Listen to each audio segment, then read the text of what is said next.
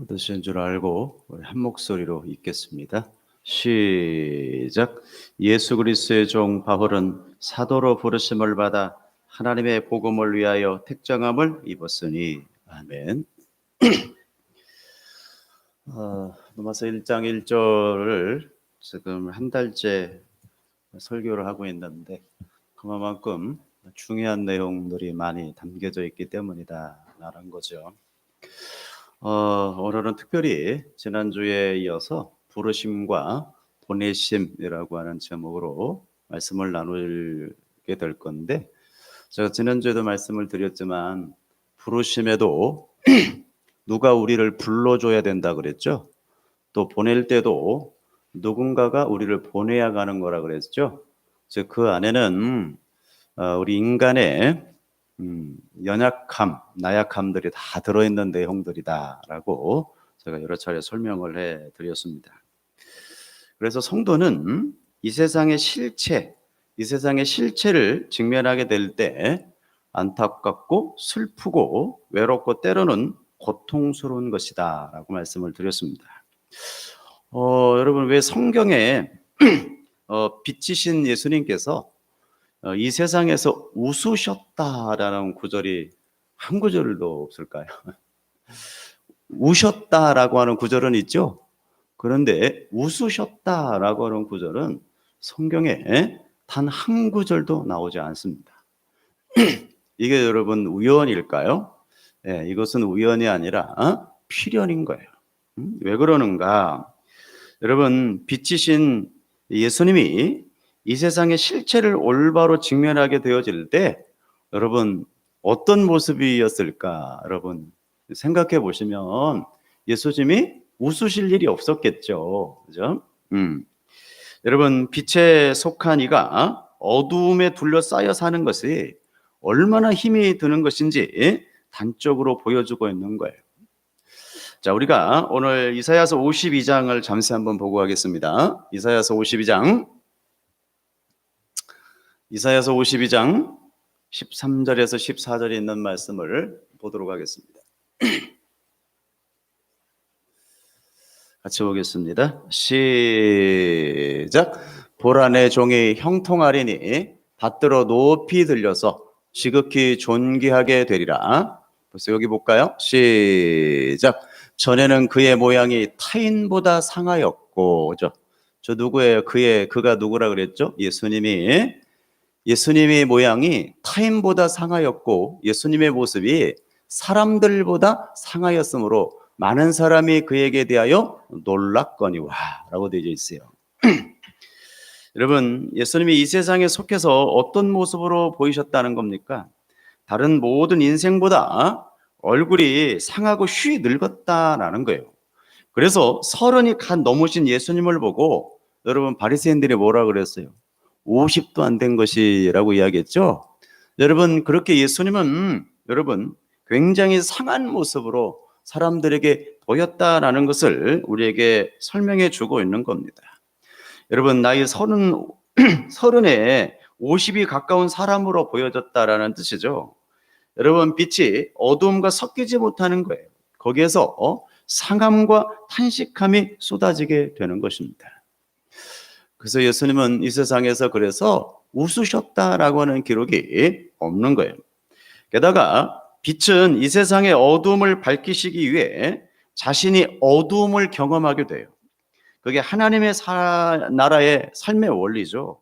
그래서 빛은 더욱 심기가 불편할 수밖에 없는 거예요. 여기 이사야서 다시 한번 보고 갈 건데요. 여러분, 이사야서가 굉장히 중요한 구절들이 많이 나옵니다. 제가 여러 차례 말씀드렸습니다마는 제가 이사야서를 인용한 것만 여러분들이 잘 살펴도 이사야서를 여러분들이 충분히 이해할 수 있을 만큼 제가 많이 예를 들어서 설명했던 부분들이 되게 많아요. 한번 보고 가겠습니다. 이사야 42장 18절 19절 볼게요. 자, 너희 못 듣는 자들아. 못 듣는 자가 누구? 귀머거리들아 라는 뜻이죠. 너희 맹인들아 들어라. 소경들이죠. 귀머거리와 소경들아 밝히 보라 라고 되어 있습니다. 참 무서운 말씀을 하고 계시죠. 자, 그런데 잘 보십시오. 여기 잘 보셔야 됩니다. 너희 못 듣는 자들아, 귀머거리들아 들으라. 너희 맹인들아 밝히 보라. 그런데 재미나건 19절에 맹인이 누구냐? 내 종이 아니냐라고 되어 있어요. 그죠? 눈을 보지 못하는 사람이 누구냐? 그래 놓고는 누구라 그래요? 내 종 예수가 아니냐 그 말이에요. 그죠? 누가 내가 보내는 내 사자같이 못된 자 되겠느냐? 그죠? 누가 내게 충성된 자같이 맹인이 되겠느냐? 누가 여호와의 종같이 맹인이 되겠느냐? 여러분, 예수님이 귀머거리가 되어지고 여러분 맹인이 되어서 여러분 진짜 여러분 맹인 되어지고 귀머거리들을 살려내고 있는 형국이죠. 그러니까 여러분들이 요 이사야를 막 읽어버리면 저게 무슨 말이야 그냥 이해도 안 가는데 분명히 읽고 넘어갔을 겁니다. 그래서 여러분 성경은 많이 읽는 것도 중요하지만 정확하게 알고 있는 것이 굉장히 중요하다라는 것들을 여러분이 늘 잊지 않으셨으면 좋겠습니다. 여러분, 하나님께서 보내신 여러분 빛이 어둠 속의 소경들과 귀머거리들을 건지는데 어떤 방식으로 건져내시냐면 예수님께서 소경이 되어지고 예수님께서 귀머리가 되셔서 그들을 건져내시는 거예요. 그게 하나님으로부터 부르심을 입은 빛의 삶인 겁니다. 그러니까 창세기 1장에 첫째 날에 창조된 빛은 빛이신 하나님의 영광을 그대로 간직한 채 하나님에 의해 부르심을 입고 보내심을 받은 성자 하나님의 영광을 가리키고 있는 그 빛인 거예요. 자, 우리 요한복음 8장 한번 볼까요? 8장 12절에 이렇게 기록되어지고 있는데요. 시작. 예수께서 또 말씀하여 이르시되 나는 세상의 빛이니 나를 따르는 자는 어둠에 다니지 아니하고 생명의 빛을 얻으리라. 그죠? 이렇게 되어 있죠. 그죠? 세상의 빛이니 나를 따르는 자는 어둠에 다니지 아니하고 생명의 빛을 얻으리라. 한 구절 더 봐요. 시작. 왜 여러분 내가 세상에 있는 동안에 세상에 왜 빛이에요? 예수님의 빛 자체시니까 그러시죠. 그죠? 한 구절 더 보고 갈게요. 시작. 예수께서 대답하시되 낮이 12시간이 아니냐. 낮이 12시라는 건 대낮을 이야기하는 거죠. 가장 여러분 빛이 비칠 때. 왜 그래요? 예수님이 빛이시니까. 네? 자, 낮이 12시가 아니냐. 사람이 낮에 다니면 이 세상의 빛을 봄으로 실족치 아니하고. 그죠? 이렇게 빛 대신 주님과 함께 동행하게 되어지면 실족치 아니한다라고 되어져 있습니다.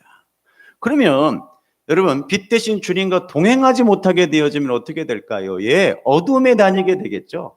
응? 예수님이 빛이시고 여러분 충분한 기회가 주어졌는데도 인간들은 절대 빛을 알아보지 못하더라라는 거예요. 그래서 결국은 빛이 어두움에게 짓밟히는 형국으로 구원이 일어나게 되어져요.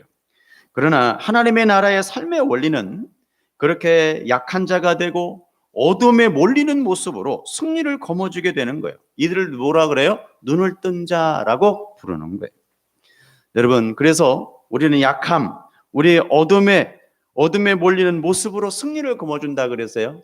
예수님이 십자가를 지시는 것이 어둠에 몰리는 것처럼 보였지만 부활의 주님으로 다시 승리하시죠. 그거 같은 논리인 거예요. 한 구절 더 보고 갈게요. 고린도후서 4장 6절 한번 보겠습니다. 고린도후서 4장 6절 한번 볼게요. 어두운 데 빛이 빛이라 말씀하시던 시작. 어두운 데 빛이 빛이라 말씀하시던 그 하나님께서 언제 그러셨어요? 어두운 데 빛이 빛이라 말씀하시던 그 하나님께서 언제? 창세기 1장 1절 2절 3절 이해되시죠? 어두운 데 빛이 빛이라 말씀하시던 그 하나님께서 예수 그리스도의 얼굴에 있는 하나님의 영광을 아는 빛을 라고 되어 있죠. 그러니까 창세기 1장 2장 1절 2절 3절에 그 빛은 누구셨다는 거예요? 예수님이셨다는 거죠. 그죠? 그 아는 빛을 우리 마음에 비추셨느니라 라고 되어 있습니다. 그런데 재미나게도 그 하나님께서 예수 그리스도의 얼굴에 있는 하나님의 영광을 아는 빛이라고 되어 있죠. 그러니까 하나님으로 말미암아 투영된 빛이라는 뜻이거든요. 즉 예수님은 여러분 이 세상에 어떻게 오신다는 것을 창세기 1장 2절 1, 2절에서 설명하고 있죠. 예수님의 영광을 빛으로 오신다라는 뜻이 되겠죠. 여러분 철저하게 예수님은 여러분 하나님으로부터 보내심을 받은 자의 삶을 산 거예요. 이해가 되시겠어요? 그래서 창세기에서의 그 빛은 하나님의 명령에 의해 이 세상으로 출격을 하게 되어지는 예수 그리스도였다라는 뜻입니다. 그 빛에 의해 이 세상이 창조가 되었고 그 빛 대신 예수님은 하나님의 영광을 드러내고 있었다라는 거예요. 그런데 그 빛이 우리 마음에 비추어졌죠. 그래서 어떻게 되었습니까? 여러분 빛은 창조를 하게 되잖아요. 어둠이었던 우리들을 우리가 새로운 피조물로 창조가 된 거예요. 예수가 빛으로 오셔서 우리에게 비추셨다는 것은 십자가를 지시고 우리의 어둠을 가져가셨다라는 뜻입니다. 빛이 어두움에 짓밟혀 어둠을 빛으로 살려낸 거예요. 즉 빛의 희생으로 어둠이 살아나게 된 거예요. 그게 하나님의 속성이며 하나님의 나라의 존재의 양식인 거예요.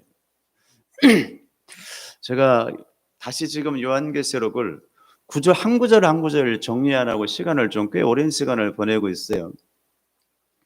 그래서 이번 주는 이제 요한계시록 2장 3장 초대 7교회들에 대해서 정리를 하면서 여러 글을 읽고 있습니다. 참 여러분 사단의 전략은 어마어마하다라는 것들을 다시 한번 느끼고 또 공부하게 되어지는 그런 시간들을 지금 제가 보내고 있습니다. 초대 7교회는 칭찬받는 교회와 여러분 책망받는 교회로 나눠지죠.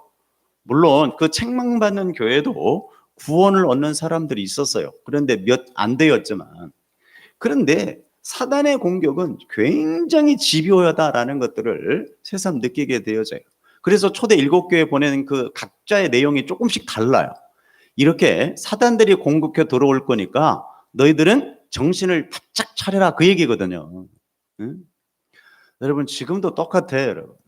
빛이신 주님이 왔음에도 불구하고 우리가 복음을 이해하지 못하니까 여러분 이 세상의 것 어두움의 것들로 말미암아 내 만족을 채우려고 하는 어리석은 삶을 우리가 살고 있는 거예요. 여러분 빛이신 주님이 우리에게 오셨거든요. 여러분 심지어 여러분 우리가 잘 아는 대로 소련이라고 하는 나라가 망했죠. 망해서 여러분 각국의 제후국들이 다 독립을 하게 되었지 않습니까? 그래서 여러분 소련에서 엄청나게 여러분 어려운 신앙생활을 거기에 있는 민족들이 이제 우리가 자연스럽게 복음을 받아들이고 당당하게 우리가 교회를 다닐 수 있구나라고 굉장히 여러분 들떠 있었던 시기가 있었습니다. 그런데 여러분 너무나도 놀라운 사실들은 그 러시아에 있는 많은 분들이 제발 선교사를 좀 보내지 말아달라라고 하는 이야기를 했다는 거 그거 아십니까? 여러분 엉터리 복음을 가져와 가지고는 그게 마치 복음인 양 여러분 설명을 함으로 여러분 그들이 지금까지 지키고 흔들림 없이 왔던 신앙들이 한순간에 무너지더라라는 겁니다. 그게 여러분 인본주의, 자본주의, 신비주의 이런 것들이죠. 명심하셔야 됩니다. 선교사로 우리 선교사님 와 계시지만 죄송한 말씀입니다만은 선교사로 가는 게 중요한 게 아니에요. 선교사로 가서 내가 어디에서 몇 년 있었네, 어디에서 무슨 사역을, 그거 하나도 안 중요해요. 죄송합니다만은. 무슨 복음을 전했느냐가 중요해요. 어떤 복음을 전하고 왔느냐가 중요해요. 그 복음을 전했음에도 불구하고 열매가 하나도 없었다면 여러분 괜찮아요. 그건 하나님의 허락된 것이 아니니까. 그래서 제가 여러 차례 말씀을 드리죠. 나는 선교 보고 받고 싶지 않다. 한 명만 구원받아도 괜찮다.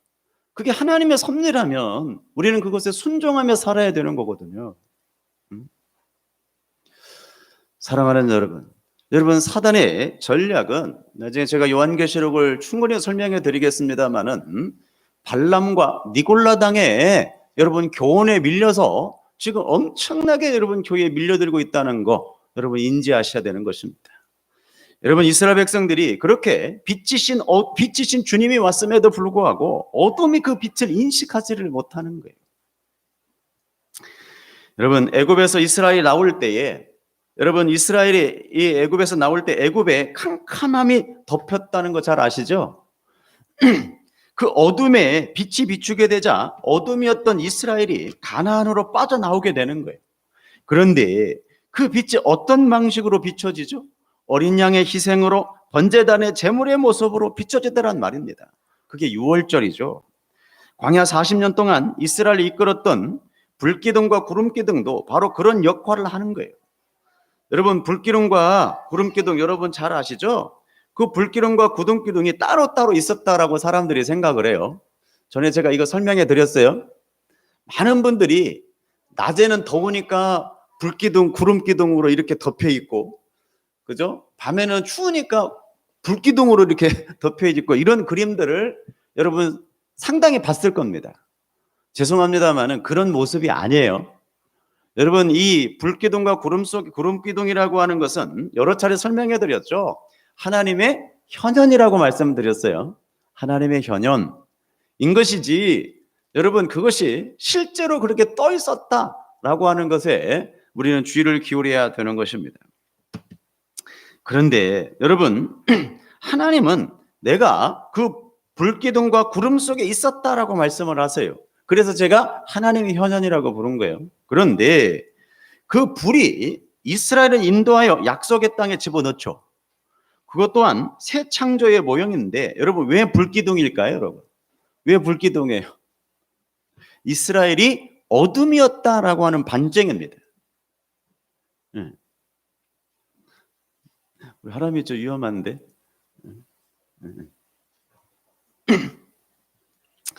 여러분, 사도행전 2장에서 교회가 탄생될 때, 우리가 지금 사도행전 이제 공부하다가 지금 잠시 스탑하고 있습니다만은, 여러분, 사도행전 2장에 교회가 탄생되어질 때, 즉 성령에 강림될 때 어떤 현상이 벌어졌죠?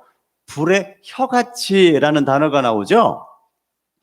여러분, 어둠이었던 자들에게 빛이 임하여 빛으로 끌어내는 사건이 구원이라고 하는 것을 설명해 주고 있는 거예요.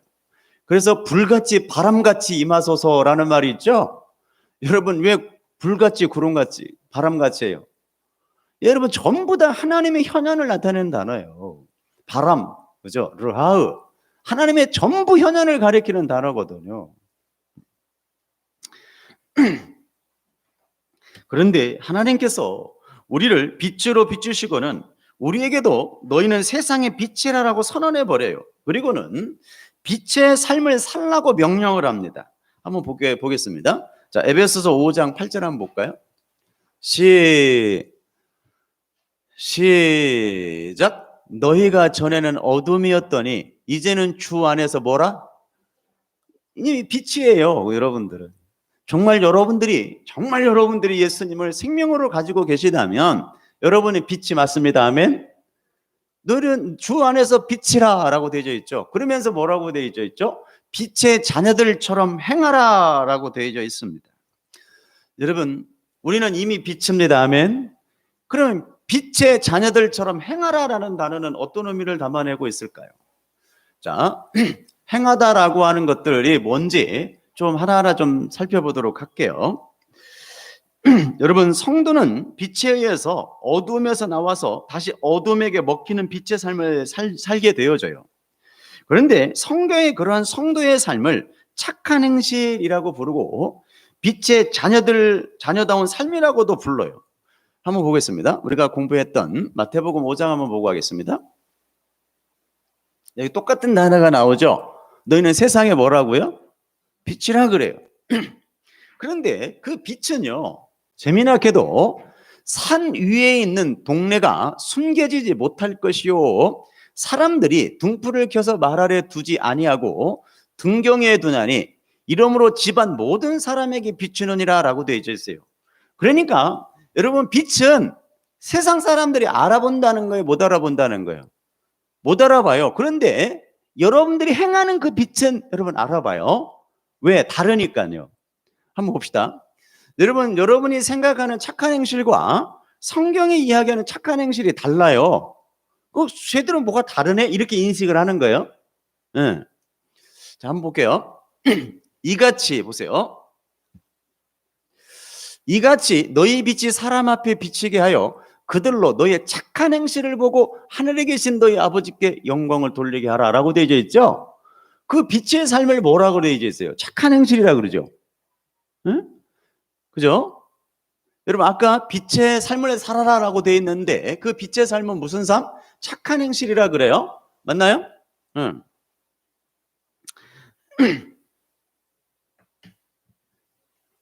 자, 성도는 이렇게 착한 행실로 하나님 아버지의 영광을 드러내는 삶을 살아야 빛으로 부르심을 입은 자가 맞아요. 그래서 주님이 이렇게 말씀을 하시죠. 한번 보겠습니다. 마태복음 16장 27절 한번 볼게요.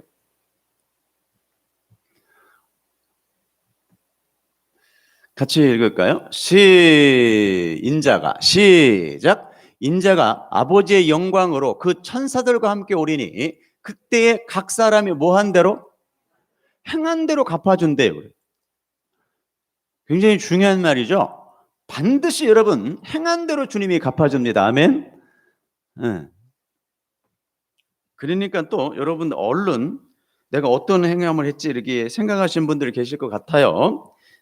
그런데 이 행함이라고 하는 것은 이 착한 행실이라고 하는 것은 단순히 도덕적이고 윤리적인 선함을 말하는 것이 아니에요. 이건 제가 여러 차례 여러분들에게 말씀을 드렸어요. 아멘. 그렇죠? 여러분 단순히 윤리적이고 도덕적인 선함을 이야기한다면 여러분들 구별이 안 돼요. 맞나요? 아침에 제가 어떤 책을 좀 봤는데 여러분 슈바이처 잘 아시죠? 슈바이처가 얼마나 여러분 훌륭한 사람입니까? 우리는 그런 훌륭한 삶을 잘 못 살아요. 그런데 여러분 슈바이처는 예수를 믿었던 사람일까요? 안 믿은 사람이었을까요? 안 믿는 사람이었거든요. 왜냐하면 여러분 슈바이처는 예수님을 역사적 예수로 바라봤던 거예요. 좋은 선생님으로 바라봤지 메시아는 바라보지 않았어요. 그래서 간디나 슈바이처가 예수님을 믿는 사람이 아니라 안 믿는 사람이다라고 이야기하는 거예요. 그런데 슈바이처에 의해서 우리가 얼마나 본받아야 될 게 많잖아요. 만약에 여러분 여기 이야기하고 있는 여러분이 생각하는 단순히 윤리적이고 도덕적인 선함을 이야기한다면 슈바이처는 당연히 천국에 갔어야 됩니다. 맞나요? 그런데 성경이 이야기하고 있는 그 행함, 그 행함은 윤리적이고 도덕적인 것이 아니라는 거 우리가 잠시 우리가 기억을 하고 그럼 무엇인가 한번 볼게요. 자, 그 행한 대로 갚은다라고 되어 있습니다. 각 사람의 행한 대로 갚은다라고 되어 있으니까 주의해서 보셔야 됩니다. 마태복음 16장 한번 보고 갈게요.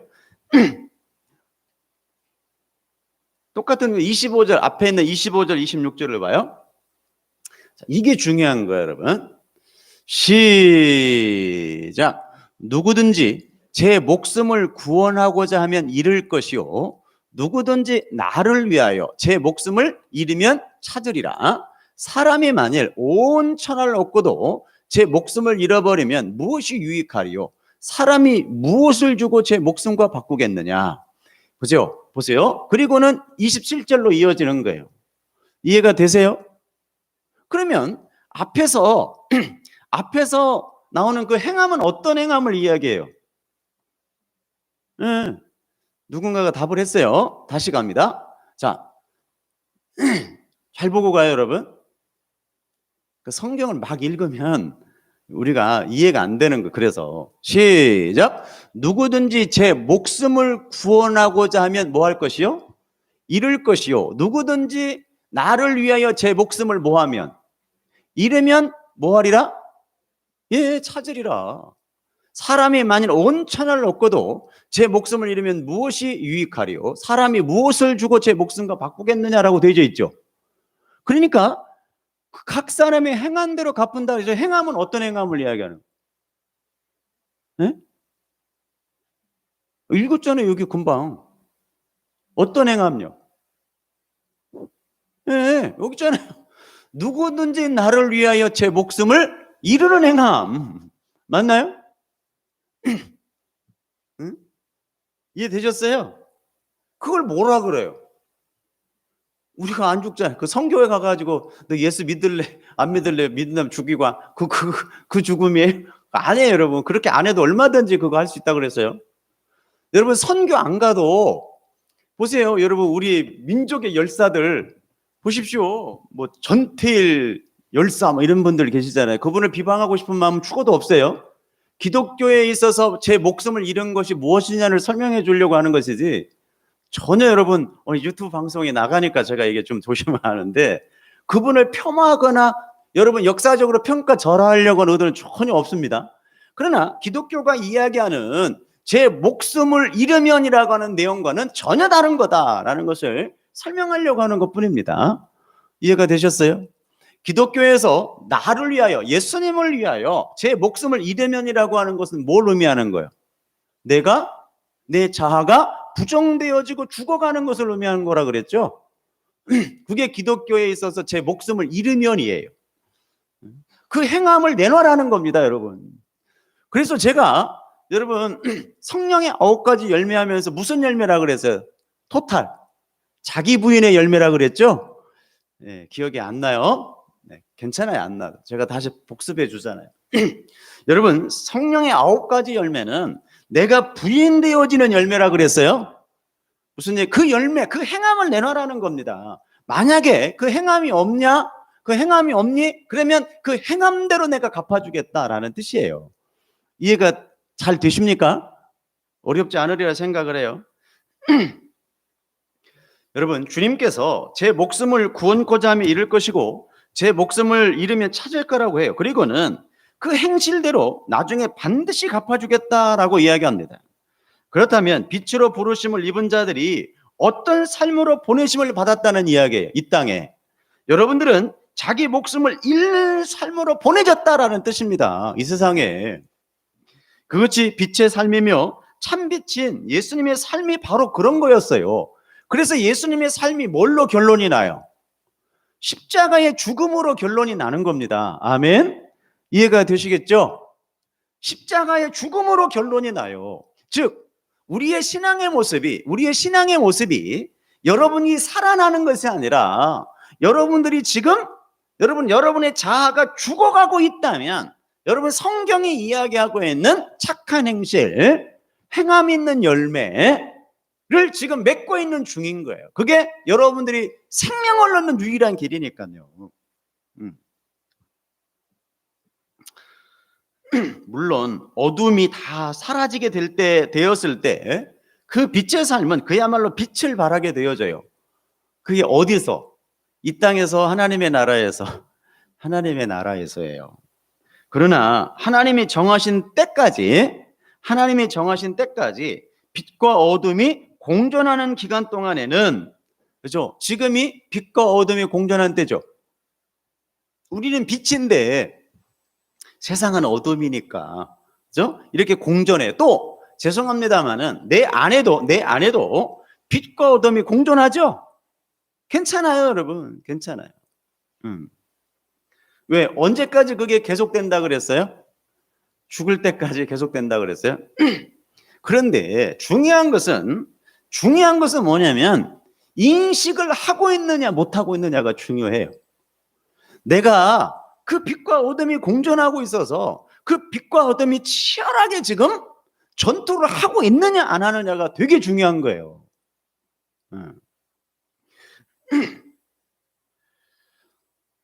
그래서 제가 우리 교회는 100명이 넘는데 성도는 몇 명이냐고 물어보면 대답을 못 하는 거예요. 왜? 제가 잘 모르겠거든요. 빛과 어둠이 공존해서 치열하게 지금 전투를 하고 있어야 되는데 그걸 모르겠더라는 말이에요. 그래서 성도는 몇 분이나 나오냐고 몰라요 라고 대답을 해요. 사실 잘 모르고요. 여러분, 그 빛과 어둠이 공존하는 기간 동안에는 빛이 어둠으로 인해서 빛이지 않은 어둠 세상으로 말미암아 손해를 보고 당해주고 작아지는 순환의 시간을 보내게 된다는 거예요. 그게 이 세상 속에서의 빛들의 죽음인 거예요. 이해되시죠? 예수님께서 어둠 속에서 소경으로 살던 사도 바울에게 빛으로 찾아가시죠. 여러분 보세요. 사도 바울은 분명히 어둠이었습니다. 그런데 예수님이 여러분 빛이 그를 찾아가요. 어둠을 찾아가요. 자, 어둠이었던 사도 바울에게 빛이 찾아가니까 어떤 일이 벌어지는지 한번 볼게요. 예. 자, 사도행전 9장 한번 보겠습니다.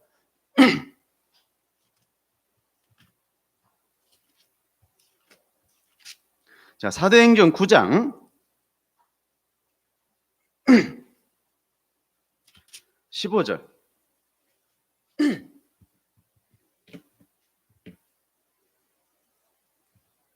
네. 하셨죠?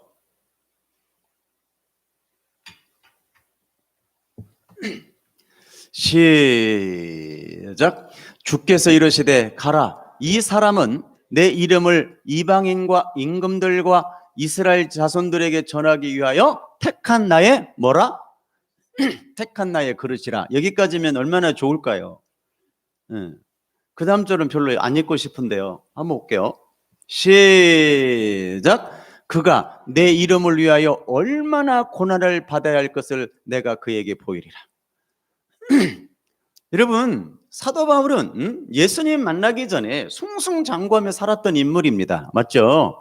엄청난 사람이었죠. 그런데 예수를 만나고 난 후에, 즉 예수님으로부터 보내심을 받은 자잖아요. 그죠? 전하기 위하여 택한 나의 그릇이라 해놓고는 뭐라 그래요? 그가 내 이름을 위하여 얼마나 고난을 받아야 할 것을 내가 그에게 보이리라. 여러분, 보내심을 받은 그 자체가 고난이에요. 사도 바울의 삶은 고난의 연속이었습니다. 제가 조금 이따가 설명을 더 해드리겠습니다만은 이게 보내심을 받은 자의 삶이에요. 즉 예수님의 삶을 그대로 복습하고 오더라라는 겁니다. 그래서 우리를 뭐라고 불러요? 작은 예수라고 부르는 거예요. 작은 예수. 왜? 예수님의 삶을 그대로 복습할 거니까.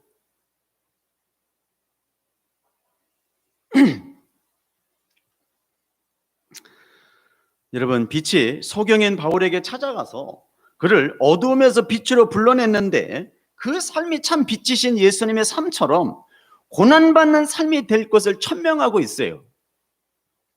그게 여러분 부르심이에요. 만일 부르심을 입지 않고 예배당에 나와 있는 사람들이 있다면 이 이야기가 무슨 이야기인지를 몰라야 돼요. 전혀 이해가 안 될 거니까. 하나님의 복음은 우리 인간의 지혜나 노력으로 이해가 되어지지 않는 것이기 때문에 그래요. 하나님의 부르심은 우리 인간들의 노력과 뜻과 지혜를 완전히 박살내버리고 하나님의 영광만을 드러내요. 그래서 부르심을 입은 자들은 이 세상의 불가능함과 자신의 더러움에 치를 떨게 되어져요. 그들만이 부르심을 입은 자들이 맞아요. 여러분, 사도 바울은 그의 인생을 바라보면서 자기 인생을 뭐라고 여겼어요? 배설물과 같다 그랬어요. 똥이었다라는 뜻이에요. 그의 인생은 똥이었다라는 뜻입니다. 그게 여러분 자기 더러움에 치를 떠는 삶, 진짜 하나님의 부르심을 입은 자들이에요. 이해가 되시면 아멘. 나를 평가할 때 내 자신을 내가 평가할 때 내 인생은 똥이었다가 맞아요. 이사야서는 뭐라고 되어 있죠? 거름더미였다라고 되어 있습니다. 거름더미. 여러분, 이렇게 믿음의 사람들은 나라는 실체, 나라는 존재를 드러내면 드러낼수록, 알면 알수록 나라는 실체가 얼마나 추악하고 더럽고 여러분 불가능한 존재를 알게 되어져요. 저도 마찬가지고요.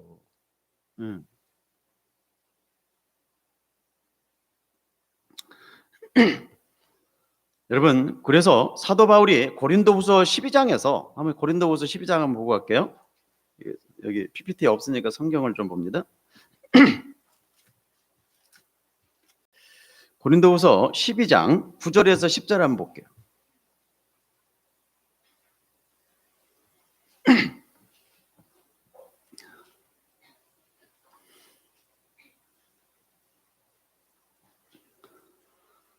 자, 고린도후서 12장 9절에서 10절.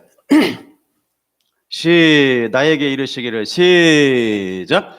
나에게 이르시기를 내 은혜가 내게 족하도다. 이는 내 능력이 약한 데서 온전하여짐이라 하신지라. 그러므로 도리어 크게 기뻐함으로 나의 여러 약한 것들을 대하여 자랑하리니 이는 그리스도의 능력이 내게 머물게 하려 함이니라. 보세요. 여러분, 사도 바울은 도리어 크게 기뻐함으로 나의 여러 약한 것들에 대하여 자랑했다. 여러분, 사도 바울이 내놓을 것들이 얼마나 많았습니까? 유대인 중에 유대인이요. 여러분, 학문으로는 당대 최고의 학자요. 여러분, 사람을 때려잡아 죽일 수 있는 권세를 가진 사람입니다. 부귀영화 권세를 다 가지고 있었던 사도 바울. 예수님을 만나기 전까지는요, 여러분, 굉장히 건강했던 사람입니다. 그런데 예수님을 만나고 나서 여러분, 그의 인생은 완전히 이 세상의 기준으로 보게 되면 완전히 망했어요. 여러분, 예수님을 만나고 난 후에 그의 모든 명예와 권세가 사라졌죠. 예수님을 만나고 난 후에 물질적인 거 다 사라졌죠. 예수님을 만나고 나니까 건강도 다 잃었죠. 여러분, 이 세상에서 내놓아야 될 것들은 사도 바울에게서 죄다 뺏어가 버렸어요, 하나님이. 그죠? 그런데 사도 바울은 그 약함을 지금 자랑하고 있는 거예요. 그래서 저는 우리 예수 믿는다고 하는 사람들 중에 돈 있다고 자랑하고 권세 있다고 자랑하고 이런 인간들을 보게 되어지면 여러분, 두 가지 생각이 듭니다. 첫째는 정말 예수가 없는 사람이구나.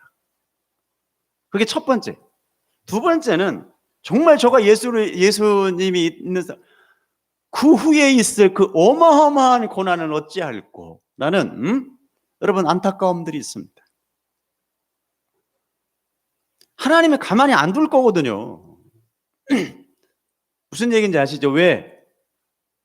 하나님만을 바라보며 살게 하시기 위해서 그에게 뺏어가요. 징계라고 되어 있죠. 파이데야. 징계. 근데 그 징계는 다 있을 거라고 그러죠. 그런데 사도 바울은 그걸 자랑하고 있는 거예요. 그리고는 뭐라고 되어 있습니까? 그러므로 시작. 그러므로 내가 그리스도를 위하여 모한 것과 약한 것들과 능력과 궁핍과 박해와 곤고를 기뻐하노니 이는 내가 약할 그때의 강함이라. 아멘. 기독교는 승리를 쟁취해서 그 강함을 주장하는 종교가 아닙니다. 십자가의 죽음으로 말미암아 드러나는 종교입니다. 그게 기독교예요.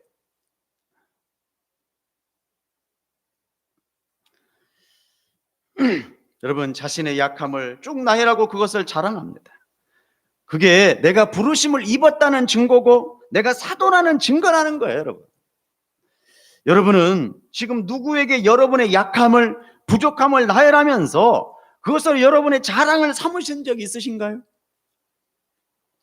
여러분, 그것을 부끄러워해요. 여러분, 왜 부끄러워하십니까? 여러분, 정말 예수님을 여러분이 영접해서 가난해지셨다면 그 가난함을 자랑해야 됩니다. 부끄러운 일이 아니에요.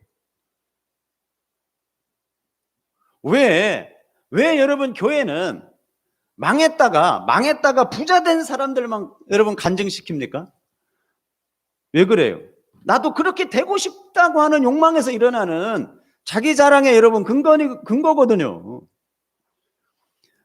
여러분, 왜 여러분 우리 기독교는 그런 것을 자랑하지 못합니까? 세상의 인본주의, 자본주의, 물질주의가 판을 치고 있기 때문에 그걸 부끄러움으로 여기기 때문에 그렇습니다. 제가 요새 강남 갈 일이 좀 생겨서 가고 있는데요. 진짜 저는 몰랐는데 17평짜리 아파트가 17억이더라고요.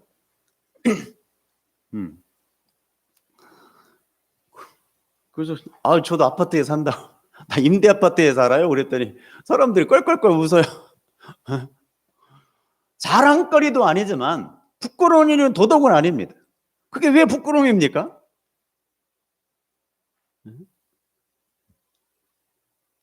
그게 왜 부끄러움이냐고요. 아니, 자랑거리도 아니에요. 자랑거리도. 그런데 부끄러운 일은 도덕 아니거든요. 그냥 당연히 그렇게 이야기합니다. 나 이제 살 날이 5년밖에 안 남아가지고 20년이라는 세월이 금방 갑디다. 저희가 이제 20년간 이제 장기 계약을 할 수 있는 이제 5년밖에 안 남았어요. 금방 가요. 이거 5년 있다고 우리 나와야 되는데 이게 골치가 아프다고 내가 그랬더니 여러분 그게 왜 부끄러움입니까? 여러분 지금 주님과 여러분이 동행하고 계시다면 그 가난이나 이 세상의 가난, 이 세상에서의 가난이나 이 세상의 그 분은 여러분 하나님이 우리에게 잠시 뭔가를 배우라고 맡겨진 시간에 불과하다. 아멘. 그러니 부끄러울 일도 아니고 더더욱 여러분 자랑할 일은 더더욱 아니다. 맞습니까? 이게 기독교입니다.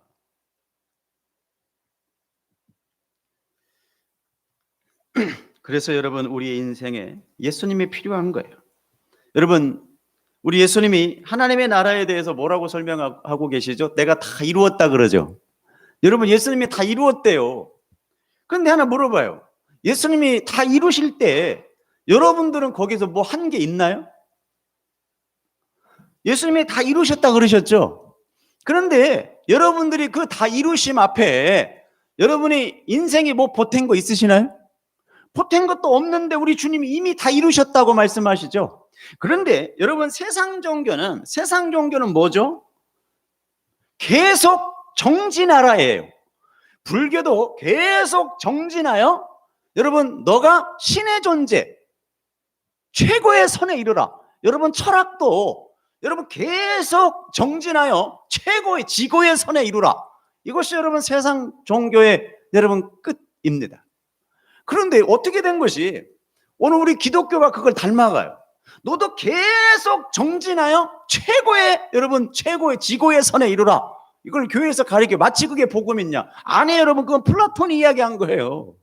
하나님은 단 한 번도 이 세상에 계속 정진하여서 너의 인생의 최고점에 올라라 해보신 적이 없어요.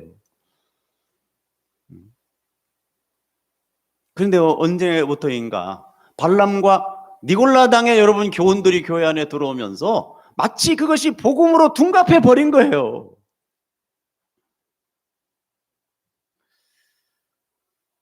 여러분 눈을 뜬 자, 하나님의 빛으로 말미암아 눈을 뜬 자는 하나님께서 다 이루셨으므로 우리는 그 은혜를 누리기만 하면 된다라고 하는 고백을 하게 되어 있어요.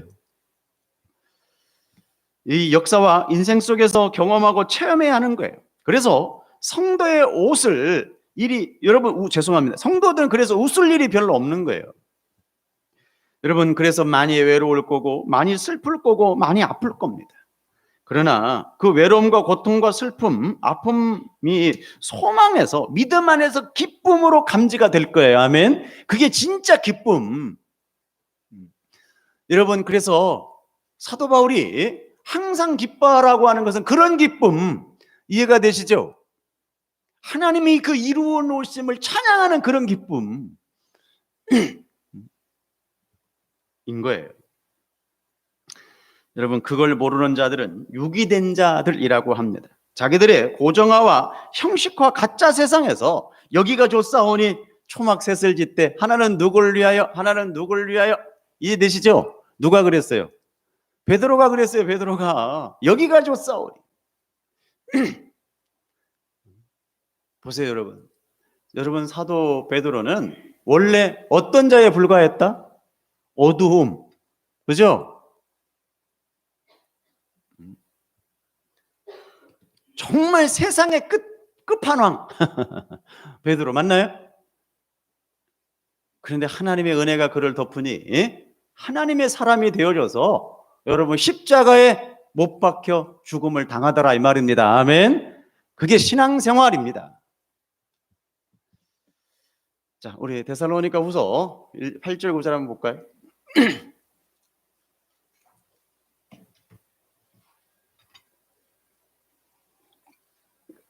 저는 이 성경을 읽다가 앞에 것만 써놓지 뒤에 거를 왜 써놔가지고 라는 생각을 가끔 할 때가 있습니다. 그게 뭐냐면 보세요. 하나님을 모르는 자들과 이렇게 되어 있죠. 그냥 하나님을 모르는 자들은 그죠? 형벌을 내리신 이렇게 갔으면 얼마나 좋을까. 저는 가끔 그런 생각을 해요. 그런데 보세요. 하나님을 모르는 자들과 우리 주 예수의 복음에 복종하지 않는 자들에게 라고 되어 있죠. 이게 아파요. 하나님을 모르는 자들과 그들과 우리 주 예수의 복음에 복종하지 않는 자들을 동격으로 취급을 하고 있죠. 이게 아프다라는 겁니다. 이런 자들이 누구예요? 응? 네, 마태복음 볼게요.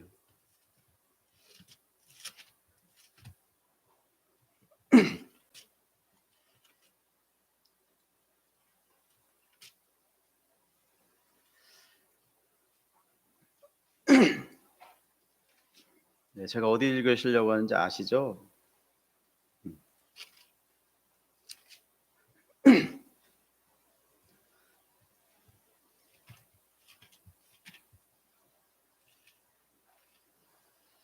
마태복음 7장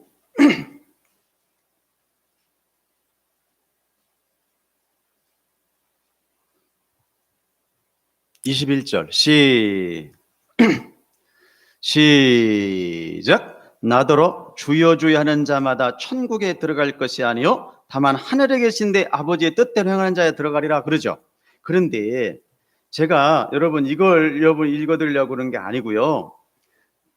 자, 어디를 보냐면 12절 봐요. 죄송합니다. 그냥 22절 볼게요. 22절. 그들의 많은 사람이 나더러 이르되 주여 주여 우리가 주의 이름으로 선지자 노릇을 하며 주의 이름으로 귀신을 쫓아내며 주의 이름으로 많은 권능을 행치 아니하였나이까.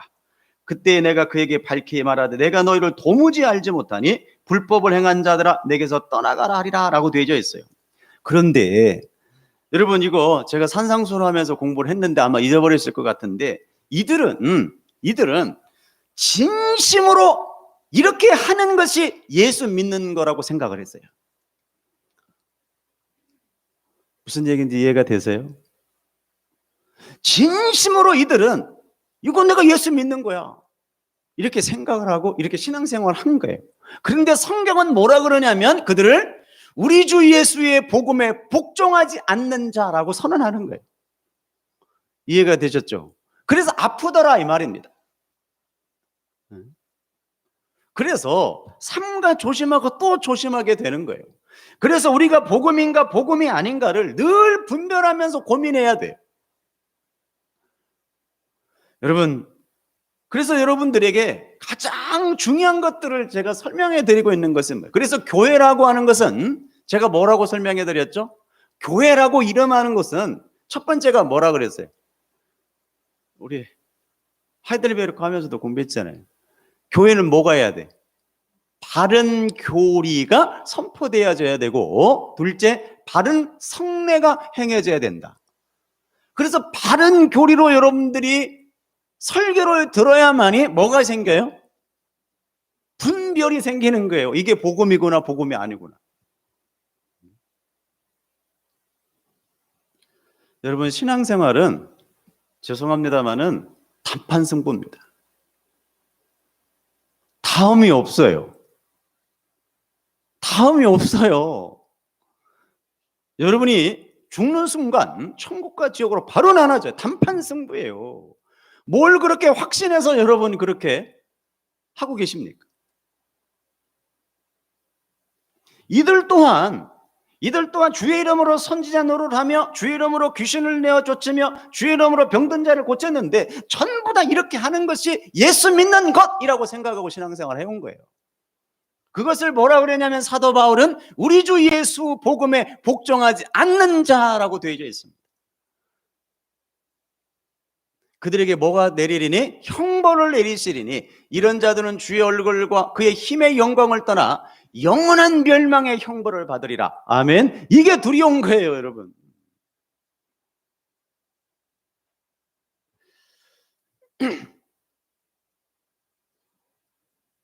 그래서 제가 여러 차례 말씀드렸죠. 제가 지금 전하고 있는 이 복음이 아니라고 생각을 하시면 여러분들은 속히 떠나야 됩니다. 이해가 되시나요? 저에게 여러분들이 구할 것은 딱 한 가지 그것밖에 없어요. 제가 여러분들에게 해야 될 일은 딱 한 가지, 복음을 전하는 것 외에는 없어요. 그게 저에게 부득불 맡겨질 사명입니다.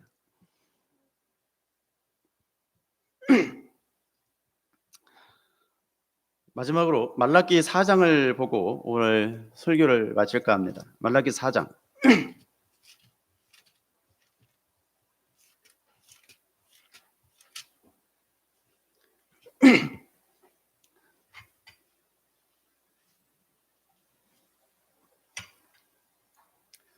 말라기 4장 1절에서 2절 볼게요. 잘 아는 내용이죠. 만군의 여호와가 이르노라. 시작. 만군의 여호와가 이르노라. 보라, 용광로 불같은 날이 이르리니. 뭐 같은 날이 이르리니? 예, 용광로 불같은 날이 이르리니 교만한 자와 악을 행하는 자는 다 지푸라기 같을 것이라. 그 이르는 날에 그들을 살라 그 뿌리와 가지를 남기지 아니할 것이로되. 2절 시작. 내 이름을 경외하는 너희에게는 공의로운 해가 떠올라서 치료하는 광선을 비추리니 너희가 나가서 외양간에서 나와 송아지같이 뛰리라. 여러분 재미나죠? 여러분 똑같이 불은 불인데 여러분 눈을 뜬 자의 불과 여러분 눈을 뜨지 못하는 자들의 불이 달라. 어떻게 나눠집니까? 눈을 뜬 자는 치료의 광선이 타올라서 라고 되어 있죠.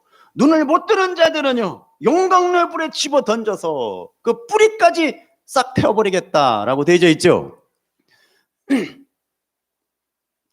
사랑하는 여러분, 똑같이 빛을 받는데 어떤 사람에게는 생명으로, 어떤 사람에게는 사망으로 오는 거예요. 여러분들이 이제 이 세상에서 여명이 다하여서 주님의 나라에 갔는데 내가 너 도무지 모르겠다, 저 영광로 불 속에 들어가라 라고 하신다면 얼마나 억울하겠어. 정말 억울할 것 같지 않습니까? 저는 억울할 것 같아요. 왜? 지금까지 이렇게까지 해왔는데, 그죠? 여러분, 그래서 제가 열심히 여러분들에게 말씀드리죠. 열심히 공부하셔야 된다고.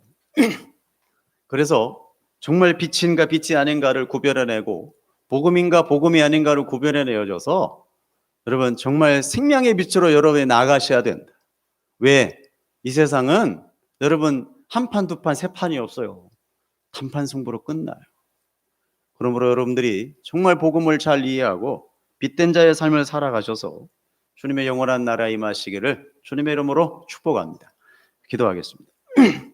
사랑하는 아버지 하나님, 하나님께서 우리를 부르시고 또 이렇게 보내셔서 하나님 생명은